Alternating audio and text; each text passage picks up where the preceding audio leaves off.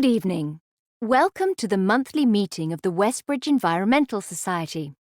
I'm delighted to welcome Adam Fincher as our guest tonight.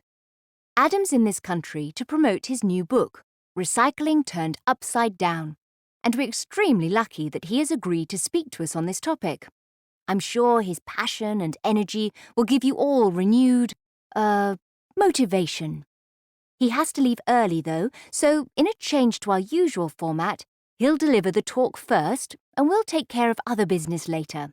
Anyway, enough from me. The stage is yours, Adam. Thank you.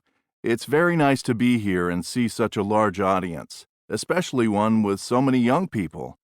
That gives me optimism for the future and makes me feel that we're going to be able to fix the environmental crisis if we all work together. Anyway, as Janet said, today I'm going to be sharing some ideas from my new book called Recycling Turned Upside Down, which is available from me after my talk or in bookstores and online. One of the key points that I make in my book is that we all could do more in terms of recycling. It's easy to rely on the government to manage recycling or to expect that companies will do the right thing.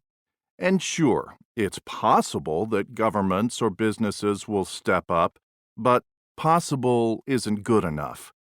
The only person you can definitely rely on to protect the environment is yourself. Before I explain how you can do that more effectively, I need to define some terms. We all know what recycling means, right? It's converting things that have been thrown away into a product or material that can be reused. In other words, instead of just getting rid of something because it's no longer useful, we turn it into something else that is useful.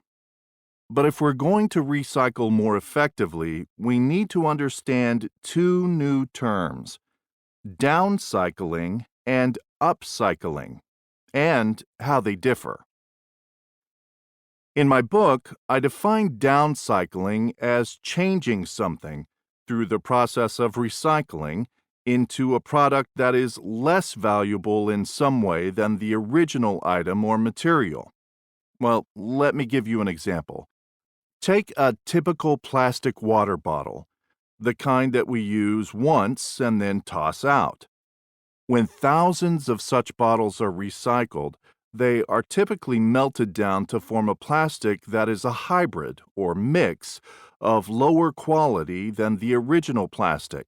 This is downcycling because the material, the recycled plastic, is lower quality than the original material and so has less value. I'm sure I don't need to spell this out, but most of what we think of as traditional recycling is in fact downcycling. In contrast, there's upcycling, which we can understand most easily as being the opposite of downcycling. Instead of recycling something in a way that makes it less valuable, we reuse it in such a way that we create more value from it. Again, an example. Take those plastic water bottles. Instead of melting them down to produce low-quality plastic, why not turn them into something practical, such as pots for houseplants? Or turn them into something attractive, like a work of art? Before I give you more examples of how to use upcycling to protect our planet, I want to clarify something. From what I've said so far, you might be thinking that I prefer upcycling to downcycling, and you'd be right. But please, don't think that this means downcycling is of no benefit. In fact, downcycling has many benefits for the environment. For one thing, it allows us to use materials again and again, which means we use fewer resources and raw materials, we use less energy, we produce less pollution, and so on. And for another thing, downcycled materials can be reused in ways that make them useful or that add value.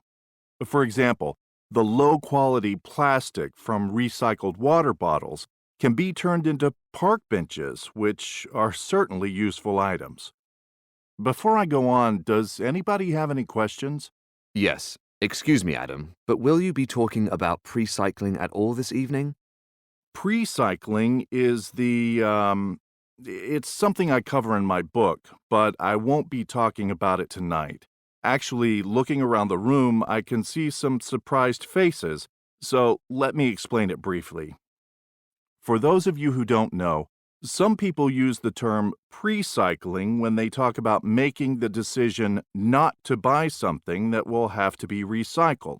So, for example, the simplest act of pre-cycling is not buying something that you really don't need. For me, I already have 4 or 5 pairs of jeans in my closet, so I could probably pre-cycle by not buying another pair for the next few years. And when I do shop for clothes, I could pre-cycle by choosing items that are very good quality, because these items would last for a long time before I need to recycle them. Another way to pre-cycle is to buy something that you can share with others. For example, a book. If there's a book I want to read, I find out which of my friends are also interested, and we agree to buy just one copy and share it. So that's pre-cycling, and you can read more about it in my book. Okay? Sure. Thanks. Okay. Now, let me inspire you, I hope, with some exciting examples